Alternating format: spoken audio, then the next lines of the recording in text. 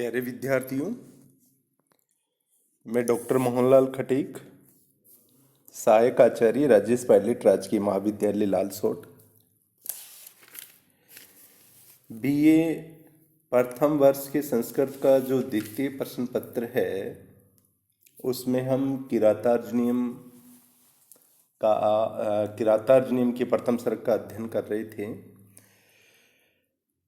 और किरातार्जुनीयम के इस प्रथम सर्ग में हमने 17वें श्लोक तक अध्ययन पूर्ण कर लिया था। युधिष्ठिर के द्वारा दुर्योधन की राज व्यवस्था या राज व्यवहार का पता लगाने के लिए जो वनेचर नियुक्त किया गया था वह सब कुछ पता लगा करके युधिष्ठिर के पास आ जाता है और दुर्योधन की सारी जो राज व्यवस्था है उसके बारे में युधिष्ठिर को बता रहा होता है कि दुर्योधन द्युत क्रीड़ा में छल या कपट से जो राज्य जीता गया था या जो पृथ्वी आप से जीती गई थी दुर्योधन के द्वारा, वह अब उसको नीतिपूर्वक शासन करते हुए जीतना चाहता है, लोगों के मन पर विजयी पाना चाहता है। वह अपने विश्वसनीय सेवकों को गुप्तचर के कार्यों में लगा रखा है। उसने हमने पूर्व कक्षा में पढ़ा था कि राजाओं यानी जो दुर्योधन की राज व्यवस्था थी, उस दुर्योधन की राज व्यवस्था में उसके आस पड़ोस के जितने भी राजा थे वो दुर्योधन को उच्च कोटि के हाथी दान में दे रहे थे। वो उच्च कोटि के हाथी दान में दे रहे थे तो उन हाथियों का जो मद जल स्राव हो रहा था वह सप्तपर्ण नामक पुष्प की गंध के समान गंध वाला था। और वह मद जल जो दुर्योधन का सभा मंडप था जिसमें अन्य राजाओं के रथ और घोड़े खड़े हुए थे उसको गीला कर रहा था। यानी पूर्व कक्षा में हमने ये पढ़ा था कि दुर्योधन की समृद्धि किस तरीके से आगे बढ़ रही है, यानी किस तरीके से दुर्योधन समृद्ध हो रहा है। ये पूर्व में हमने 16वें श्लोक में पढ़ा था जिसमें वनेचर कह रहा था कि सप्तपर्ण नामक पुष्प की गंध के समान गंध वाला राजाओं के अफवार भूत हाथियों का मद जल यानी राजाओं ने अन्य राजाओं ने उपहार के रूप में जो हाथी दिए थे उन हाथियों का मद जल जो बह रहा था उसकी गंध कैसी थी? सप्तपर्ण के वृक्ष के पुष्प की गंध के समान गंध थी। और वह मद जल क्या कर रहा था? जो दुर्योधन का सभा मंडप था उसको गीला कर रहा था। आगे फिर वनेचर कहता है कि बहुत समय तक उस दुर्योधन के प्रजा कल्याण करने पर यथावत पर्यवेक्षण के द्वारा कूप कुल्ले नदी आदि के प्रवर्तन के द्वारा और बांध आदि के निर्माण के द्वारा प्रजाक्षेम के लिए तथा धन समृद्धि के लिए प्रयत्न करने पर मेघजल की अपेक्षा न रखकर नदी कुल्यादि पर ही निर्भर रहने वाले कुरु जनपद कृष्ण यानी किसान पुरुष प्रयत्न के बिना ही स्वयं उत्पन्न और पक जाने वाली जैसी कृषकों द्वारा सुख से लभ्य धन धान्य संपत्तियों को धारण करते हुए शोभा पाते हैं। यानी पूर्व 17वें श्लोक में वनेचर कह रहा था कि दुर्योधन इस प्रकार से राज व्यवस्था कर रहा है कि वहाँ किसानों को भी किसी प्रकार का कोई दुख नहीं है। किसान वर्षा जल की अपेक्षा करता है, लेकिन वहाँ दुर्योधन ने इतने कुएं तालाब नदियाँ आदि बना दी है जिससे किसान वर्षा की अपेक्षा नहीं करते हैं, यानी बिना वर्षा के भी वो खेती कर लेते हैं। यानी ये दुर्योधन की राज व्यवस्था की समृद्धि देखिए कि दुर्योधन ने किसानों के लिए इतने नए कुएं तालाब नदियां आदि बना दी है जिससे कृषक वहां पर वर्षा की अपेक्षा नहीं करते हैं, यानी बिना वर्षा के भी वो खेती कर रहे हैं। और बिना वर्षा के खेती करने से क्या हो रहा है? वहां की जो जमीन है वो उपजाऊ हो रही है और जमीन उपजाऊ होने से क्या कर रही है? अच्छे तरीके से बोने जोतने नहीं बोने जोतने पर भी वहाँ की भूमि इतनी उपजाऊ है कि अत्यधिक धन संपदा दे रही है। और उसी अत्यधिक धन संपदा से दुर्योधन की जो राज व्यवस्था में जो किसान है वो अत्यधिक समृद्धशाली हो रहे हैं और अत्यधिक धन धान्य से सुशोभित हो रहे हैं। आगे फिर 18वें श्लोक में अब वनेचर आगे क्या कह रहा है, उदार कीर्तिरे हृदयम दयावतः प्रशांत बाधम दिशितो अभिरक्षया स्वयं प्रदुग्धे अस्य गुणे उपस्नुता वशुपमानस्य वसुनी मेदिनी। अन्वय देखिए इसका, उदार कीर्ते दयावत है अभिरक्षया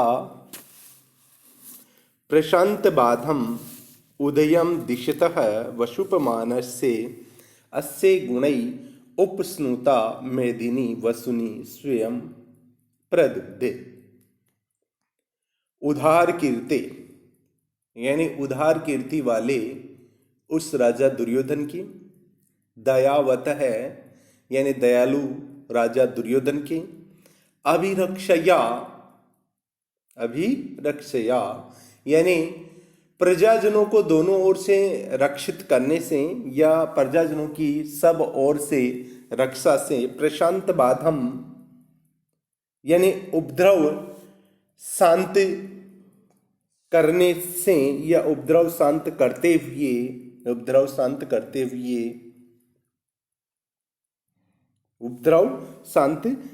हुए उदयम दिशत उपद्रव शांत करने से उन्नति करते हुए, यानी प्रजाजनों की रक्षा से उपद्रव शांत करने से उन्नति करते हुए, वशुपमानस्य अर्थात कुबेर के तुल्य अस्य उस राजा दुर्योधन के गुणे यानी दया दाक्षिण्य आदि गुणों के द्वारा, यानी राजा दुर्योधन में जो गुण थे उन गुणों के द्वारा उपस्नुता यानी द्रवित की हुई पृथ्वी, यानी मन गीला किया हुआ पृथ्वी यानी भाविक की हुई पृथ्वी, द्रवित की हुई पृथ्वी, मेदिनी यानी पृथ्वी, वसुनी यानी धन धान्य आदि को स्वयं यानी स्वयं ही, प्रदुग्धे यानी दुह रही है, प्रदुग्धे यानी दुह रही है।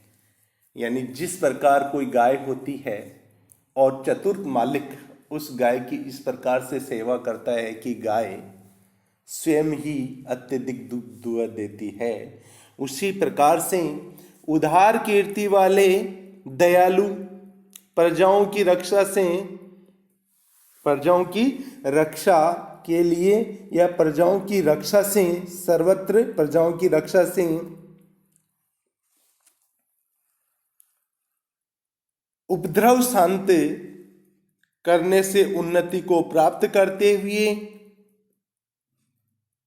कुबेर के तुल्य उस राजा दुर्योधन के गुणों के द्वारा द्रवित की हुई यह पृथ्वी अत्यधिक धन धान्य को स्वयं ही दुह रही है अर्थात दे रही है। इसका अनुवाद कर लेते हैं।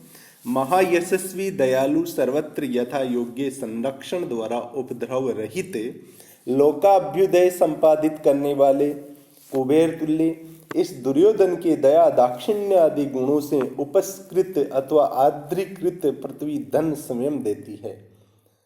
जिस प्रकार किसी चतुर व्यक्ति के द्वारा प्रसूता एवं रक्षिता गो स्वयं दूध देती है, उसी प्रकार गो रूप पृथ्वी भी राजा के गुणों से उपस्कृत होकर स्वयं दूही जाती है, अर्थात उससे धन धान्य आदि उत्पन्न होते हैं। इसका भावार्थ है, जिस प्रकार नव प्रसूता अभिरक्षिता गो चतुर व्यक्ति के द्वारा दूही जाती है और प्रभुत दूध देती है, उसी प्रकार यशस्वी एवं दयालु तथा कुबेर तुल्य राजा के गुणों से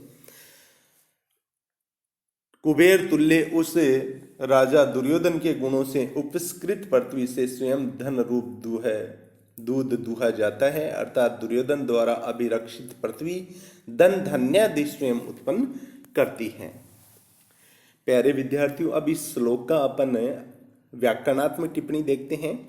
उदार कीर्ते उदारा कीर्ति यस्य स, उदार कीर्ति, और तस्य उदार कीर्ते, तस्य उदार कीर्ति, यानी उदार कीर्ति शब्द से षष्ठी विभक्ति होने पर उदार कीर्ति बना, और यह है आपका बहुव्रीहि समास इसमें है।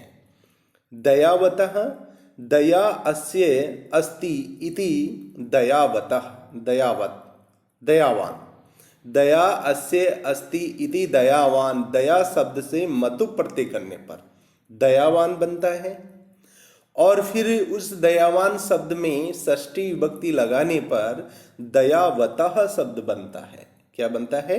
दयावतः शब्द। प्रशांत बादम, प्रशांता बाधा यस्य तम, यानी जिसकी बाधा शांत हो गई है वह प्रशांत बाधा है, और तम प्रशांत बादम, ये उदयम का विशेषण है।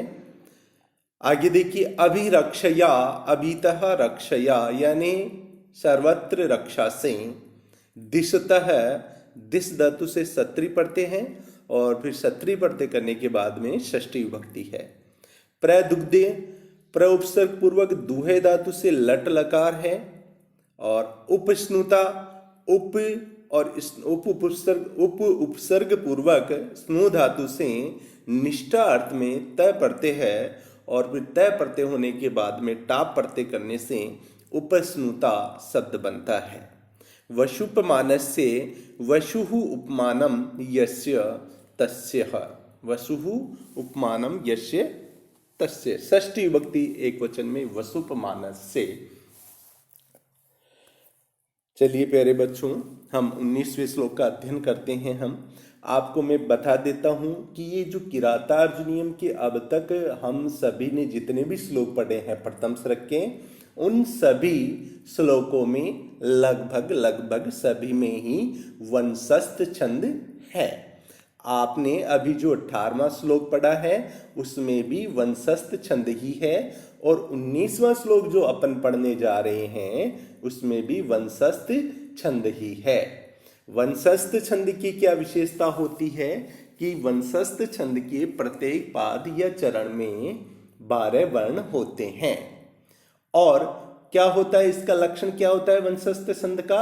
जतौ तु वंशस्थम उदीरितम जरौ, अर्थात प्रत्येक चरण में 12 वर्णों वाला तथा जगण, तगण, जगण, रगण जिसमें होते हैं वह वंशस्थ छंद होता है। जतौ और जरौ दो आ रहा है, जतौ से जगण तगण और जरौ से जगण और रगण, तो क्रम से ये होते हैं। सर्वप्रथम जगण आएगा, फिर तगण आएगा, फिर जगण आएगा और फिर रगण आएगा। तो 19वें श्लोक का हम अध्ययन करने जा रहे हैं जिसमें भी वंशस्थ छंद ही है। महो जसो मान धना धना अर्चिता, धनुर्भूत संयति लब्ध कीर्तयः, न संहतास्तस्य न भिन्न वर्तयः, प्रियाणि वांछति अशुभि समीहितुम्।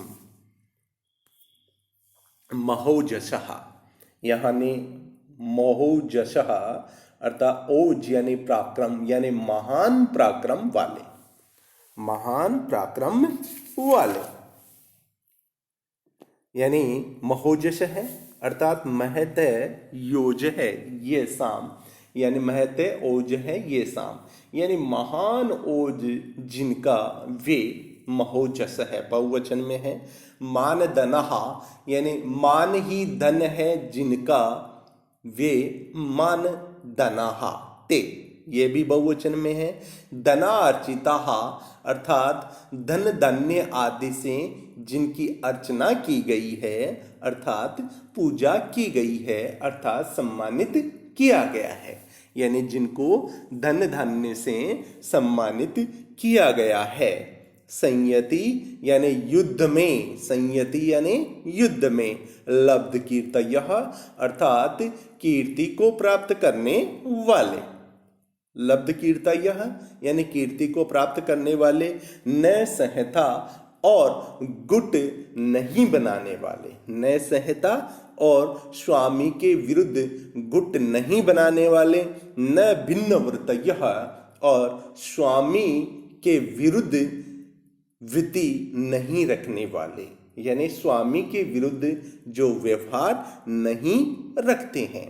धनुर्भूतः अर्थात धनुर्धारी अर्थात धनुष को धारण करने वाले। वीर अशुभी अर्थात अपने स्वयं के प्राणों से तस्य अर्थात उस राजा दुर्योधन की प्रियाणी यानी अभिष्ट कार्य को समेहितुम अर्थात संपादित करने की वांछति यानी इच्छा करते रहते हैं, यानी हमेशा उस दुर्योधन के अभिष्ट कार्य को संपादित करने की इच्छा करते रहते हैं। कौन इच्छा करते रहते हैं? पराक्रमी पुरुष, जिनका स्वाभिमान ही जिनका धन है वे पुरुष, और धनों के द्वारा जो सम्मानित है वे पुरुष, युद्ध में जो अत्यधिक कीर्ति को प्राप्त करते हैं और ना राजा के विरुद्ध गुट बनाते हैं और ना ही राजा के विरुद्ध भिन्न वृत्ति वाले या भिन्न व्यवहार वाले होते हैं। और धनुष को धारण करने वाले लोग जो उसके राजा दुर्योधन के सेवक होते हैं, जो धनुष को धारण करने वाले होते हैं, वे अपने प्राणों से भी उस राजा दुर्योधन के अभिष्ट कार्य को संपादित करने की इच्छा करते रहते हैं, हमेशा तत्पर रहते हैं, चाहे उनके प्राण ही समाप्त क्यों ना करना पड़े। यानी अपने प्राणों की आहुति देकर भी वे राजा दुर्योधन के अभिष्ट कार्य की या अभिष्ट कार्य को संपादित करने की इच्छा करते रहते हैं। अनुवाद देख लीजिए इसका। महाबलशाली मानी सभी अवस्थाओं में शत्रुओं के प्रति कभी न झुकने वाले, विपुल धन से सम्मानित, भीषण संग्राम में दुर्जय शत्रुओं के वधादि के द्वारा यश प्राप्त करने वाले, कार्य साधन में स्ववर्ग की सहायता की अपेक्षा न करने वाले, परस्परानुरागी एवं एक मत धनुर्धारी योद्धा प्राणों के द्वारा भी उस दुर्योधन के अभिष्ट कार्य संपादन करने के लिए इच्छा करते हैं। इस श्लोक का भावार्थ देखिए। महाबली अभिमानी, धन से सम्मानित, संग्राम में यश पाने वाले योद्धा एक मत से उस दुर्योधन के अभिष्ट कार्यों को सिद्ध करने के लिए प्राणार्पण से भी इच्छा रखते हैं। अर्थात उसके योद्धा महाबली विजयी होने के साथ साथ दुर्योधन के इष्ट कार्यों को प्राणार्पण द्वारा भी सिद्ध करना चाहते हैं। प्यारे बच्चों, अब इस श्लोक की हम व्याकरणात्मक टिप्पणी देखते हैं।